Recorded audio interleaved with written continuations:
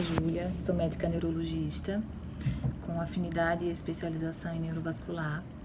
Me coube falar um pouquinho sobre o tema Sim, existe vida após AVC. É um tema extremamente amplo e eu resolvi falar sobre coisas do dia a dia relacionadas com o assunto e espero que consiga ajudá-los em algumas questões. Inicialmente eu queria falar da vida após AVC no hospital. O paciente recebe o diagnóstico de AVC no hospital.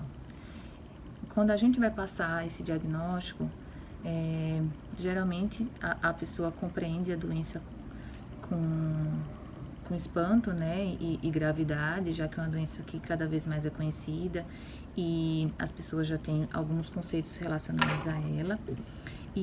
Mas quando não conhecem, que a gente vai explicar que é o derrame, muitas vezes a primeira pergunta é: e como eu vou ficar agora? Né? Geralmente a pessoa se reconhece com alguma alteração, né? Em geral a pessoa se reconhece, são poucos os casos onde a pessoa perde a compreensão corporal, então é muito comum essa pergunta. E quando essa pergunta não vem do paciente, ela vem do familiar. Então, como é que eu vou ficar depois? Então, é sempre bom estar ciente de que os sintomas de AVC na fase aguda não significam sequelas posteriores. O cérebro tem uma plasticidade própria e as pessoas também têm características próprias. E considerando isso e o tipo de reabilitação e estimulação que essa pessoa recebe, ela pode ser capaz de recuperar muito daquilo que foi perdido. É claro que depende muito da localização da lesão, do tipo da lesão, né, se é isquêmica, se é hemorrágica, da idade cronológica da pessoa, mas com certeza a reabilitação, em todas as suas formas, vão estar diretamente relacionadas a uma melhora desse paciente que pode ser até quase total. O tratamento imediato que essa pessoa recebe também está diretamente relacionado a essas lesões. Por quê? Porque existe geralmente a lesão direta pela isquemia, mas existem outras que podem vir acompanhadas se o paciente não é adequadamente acompanhado na fase aguda, né? Se fatores essenciais como pressão, glicemia, oxigenação não são adequadamente acompanhados, essas coisas podem fazer com que a lesão cerebral piore. Então, quando o paciente ainda está no hospital e ele está na fase hiperaguda do AVC, várias coisas podem acontecer que vão determinar a sua melhora ou sua piora. Uma coisa fundamental é que aquele paciente esteja com uma equipe que conheça a doença e que não negligencie. Por que eu falo da equipe que negligencia? O AVC é uma das doenças mais comuns no nosso país e no mundo. E ela tem gravidades diversas, né? Tem aquela pessoa que apresenta um AVC e tem apenas uma alteração de sensibilidade, mas também ela pode ser responsável por uma fraqueza completa de uma parte do corpo ou até o coma. Então, ainda existem médicos e equipes de saúde como um todo que consideram a doença como uma coisa única, onde o único tratamento é o fornecimento de uma medicação antiagregante, né, que é o AS, dá um sorinho e pronto. E depois dá alta para esse paciente com a fisioterapia. E hoje sabe-se que não é assim. Então, uma equipe de saúde que reconheça a importância da doença estará diretamente relacionada com a recuperação desse doente ou não. Baseado nisso, a população precisa entender que ter o diagnóstico de AVC não significa tudo. Ela precisa entender por que ela teve o AVC. Então, eu sabendo o motivo que causou o AVC, é muito mais fácil de eu tratar diretamente e evitar que eu venha ter um outro no futuro. Afinal, ter um AVC é fator de risco para ter um outro AVC. Pressão alta é sim um principal fator de risco associado a diabetes, mas existem vários outros. Então, eu preciso ser bem investigado, né? Eu preciso que os vasos do pescoço sejam investigados quanto a eventuais obstruções por placas de gordura, da mesma forma os principais vasos cranianos. Eu preciso saber se o meu coração está bem, se eu tenho algum tipo de arritmia. Exames de sangue também vão ajudar a detectar várias doenças que podem levar a ter outros AVCs. E a partir daí, o médico orientado vai passar o melhor medicamento para aquele paciente. É fundamental que o paciente e a família também não negligenciem a doença. Por quê? Porque é muito comum a gente dar o diagnóstico, explicar o que aconteceu e como o sintoma foi pequeno, como a pessoa se recuperou de forma rápida, ela não valoriza aquela doença como importante. Então, muitas vezes não utiliza a medicação, falha nos horários ou simplesmente para de utilizar, não valoriza a reabilitação e, infelizmente, futuramente acaba que a doença recorre e o paciente retorna com sequelas mais graves. Então, a primeira coisa é orientação, né, às equipes de saúde e à população em geral, para que o AVC não seja negligenciado e, pelo contrário, seja adequadamente tratado e investigado. Ainda no ambiente hospitalar, considerando que o paciente vai ser acompanhado por uma equipe multidisciplinar, na maioria deles, né, já que seria o ideal, então é um momento onde a família ela passa a ter contato, e o paciente também, claro, com os profissionais que devem acompanhá-lo por um período, se eu estou pensando na reabilitação. Então, fisioterapeuta, fonoterapeuta, psicólogo, nutricionista, em alguns locais que tem um terapeuta ocupacional. Então, é um momento onde você pode ter o primeiro contato, tirar algumas dúvidas, às vezes aprender alguns exercícios, algumas posturas, mas sabendo que o tratamento será a longo prazo, né? E essas pessoas vão ter que se organizar para fazer isso quando forem para suas casas. Pensando ainda no ambiente hospitalar, é importante aproveitar esse momento para ter acesso ao assistente social do hospital, se for o caso, e procurar entender quais os direitos que estão relacionados àquela pessoa. Eu falo isso porque muitas vezes o AVC está relacionado à incapacitação de trabalho do paciente ou do familiar que vai cuidar dele, então pode ser um momento onde a pessoa vai ter informações dos direitos que ela tem e de como ir atrás desses direitos, até porque ela vai precisar de suporte, muitas vezes, para conseguir manter o cuidado do paciente, especialmente aqueles mais sequelados. Passando da fase hospitalar, a gente entra na fase de transição. Às vezes o AVC é mais grave, é maior, e a pessoa apresenta mais dificuldades, mais sequelas. Muitas vezes o paciente, infelizmente, sai acamado, com necessidade de cuidador para tudo, para comer, para se vestir, para tomar banho, inclusive cuidados de higiene pessoal também. E a casa não atende, a casa que ele tinha antes não atende mais agora. Então é necessário fazer uma série de mudanças na própria casa para poder recebê-lo. E como fazer isso? Quem vai ajudar? Mais uma vez eu retorno para os profissionais das múltiplas áreas relacionadas ao processo, onde eles podem orientar. Existem profissionais, inclusive, que vão às residências para fazer uma visitação, sinalizam um projeto de arquitetura ou mudanças mais simples para que aquele local fique apto a receber o paciente. Isso inclui muitas vezes abrir portas estreitas, retirar escadas, fazer alterações no chuveiro, retirar batentes, colocar apoios na parede. Então, são diversas alterações que são necessárias, mas que os profissionais com certeza podem ajudar.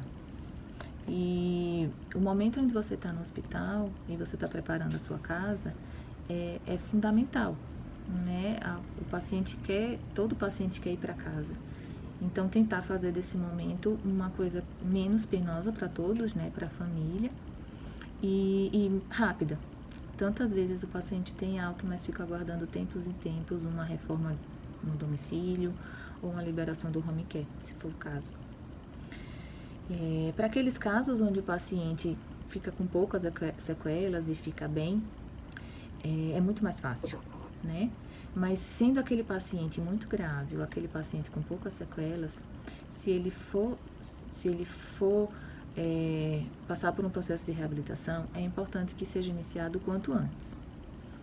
A fisioterapia, por exemplo, que acaba sendo a mais comum, né? Que é aquele processo, o fisioterapeuta vai trabalhar posturas viciosas, fraquezas, coordenação. E quando a gente vê às vezes os pacientes e os pacientes que não estão bem, que estão com posturas viciosas, que estão com muitas dores, e você pergunta se está fazendo a fisioterapia, eles respondem sim, estou. Faço uma vez por semana por meia hora. Infelizmente, não vai fazer o efeito desejado. Então, o ideal é que a orientação seja seguida e tentada para que o paciente tenha a melhor reabilitação, especialmente nessa fase superaguda. Então, se eu tenho que investir em algum momento, o resultado é muito melhor se eu invisto nessa fase mais aguda do que se eu vou investir meses depois. Então, o ideal seria que todo paciente tivesse o direito a uma reabilitação individualizada por um tempo recomendado, né, e de fácil acesso. A gente sabe que isso não é fácil, né, mas o nosso objetivo aqui é tentar orientar para que o paciente tenha sempre o melhor. Então, entender que cada profissional da área multi, ele vai ter sua função, vai depender do acometimento que o paciente teve. Então, o fonoaudiólogo vai te ajudar a engolir, a voltar a falar.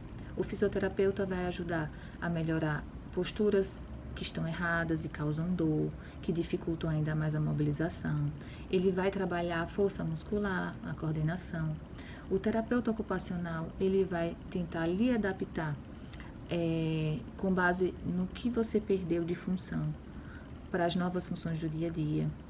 O psicólogo vai ter a função de lhe ajudar a organizar o seu pensamento, a organizar a sua cabeça. Pode orientar, ajudar também nas questões do sono. O nutricionista vai ajudar diretamente a alimentação, tanto quanto consistências, né, junto com o fonoaudiólogo, mas como o tipo do alimento que deve ser ingerido, considerando outras patologias e comorbidades que o paciente tenha. E o médico, claro, vai estar medicando e auxiliando nesse processo todo de reabilitação. E chegando em casa, como que deve ser? Se eu estou com poucas limitações, é mais fácil de ir até a reabilitação, retornar para casa e tentar manter uma rotina mais parecida com a que tinha anteriormente. Se por outro lado o paciente é mais dependente, isso envolve mudança de rotina de toda a família. Então, existem os sistemas de home care, que tem graduações dentro dele em relação a um paciente que precisa de mais ou menos cuidados, né? Isso vai desde pacientes que precisam de oxigênio, de ventilador, de medicação por sonda, ou aqueles que precisam só de algumas medicações administradas, ou fisioterapia em casa, ou fonoterapia em casa. Então, essas medidas são extremamente importantes e vão fazer parte dessa rotina por um tempo. E o que eu aconselho, eu digo para os meus pacientes, é pensar que o problema aconteceu e agora tudo que você está fazendo é para diminuir esse problema e ficar bem. Quando eu falo ficar bem, eu digo em todos os aspectos. E o aspecto emocional, eu acho que é um dos que mais prejudica, às vezes, a vida após AVC, mais até do que uma limitação física. Porque quando o paciente se sente incapacitado ou acha que não tem mais chance de melhorar, ele perde o estímulo. E com isso ele não utiliza as medicações, ele não quer sair de casa. Então, trabalhar a cabeça do paciente e dos familiares que estão em volta em relação a uma perspectiva de melhora e que seja uma perspectiva de melhora, lógico, o mais real possível, é fundamental. Então, mais uma vez eu falo de negligência, assim, de não negligenciar a saúde psicológica do paciente e dos familiares. Quantas vezes a gente tem um cuidador que é tão cansado, porque é tão sozinho de cuidar daquele paciente, que ele não tem nem energia para estimular o paciente a fazer uma fisioterapia. Então, a saúde mental do paciente e dos cuidadores é fundamental e não deve ser esquecida e precisa ser tratada. Uma outra coisa importante, as alterações de sono e de memória tão frequentes após o AVC. Às vezes, o paciente não tem ânimo da reabilitação porque ele não dorme à noite. Então, se atentar para isso e tratar, e aí entram medidas farmacológicas, né, que são os remédios, como as medidas não farmacológicas, incluindo exercício, orientações de rotina do dia a dia, para sempre tentar que o paciente durma bem à noite e tenha um dia mais disposto. Outras coisas fundamentais é o estabelecimento de rotina, né? Nós seres humanos dependemos sempre de rotina. E às vezes uma alteração da rotina a longo prazo vai ser o caminho para a gente se reorganizar e conseguir manter as metas, né? As metas de tratamento. Aproveitando para falar sobre metas, lembrar que quando eu tenho um AVC, eu diagnostico a causa, eu devo estabelecer as metas, e essas metas vão envolver a reabilitação, como eu falei, mas vão envolver também o tratamento clínico como um todo.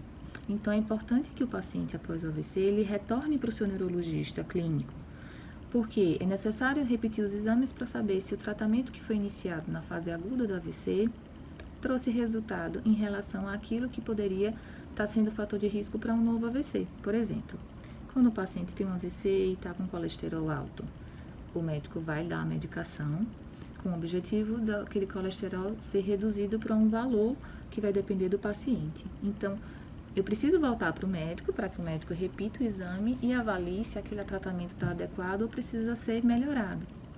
Então, lembrar que o acompanhamento ambulatorial do médico especialista é fundamental, né? Na verdade, acaba que vai ser um encontro que, a depender do paciente, pode ser mensal, trimestral, semestral, anual, vai depender do paciente e dos problemas que estão envolvidos em relação ao AVC. Por fim, eu queria deixar a mensagem que sim, existe vida após AVC. Como é frequente a gente ter pacientes que ficam muito bem, que se recuperam completamente, ou que não se recuperam completamente, mas passam a ter uma vida extremamente eficiente, adequada. Quantos pacientes aprendem com as suas limitações e se reinventam. E lembrar que o AVC realmente é muito frequente. Quantos de nós conhecemos pessoas próximas que tiveram AVC? Mas é papel de todos nós, né, tentar evitar que tenhamos o primeiro ou evitar a recorrência do segundo, mas estando sempre atento para a saúde do corpo, que envolve a pressão alta, o diabetes, o colesterol, mas lembrar também da saúde da mente, que envolve as depressões, as insônias, e tentar tratar sempre o todo.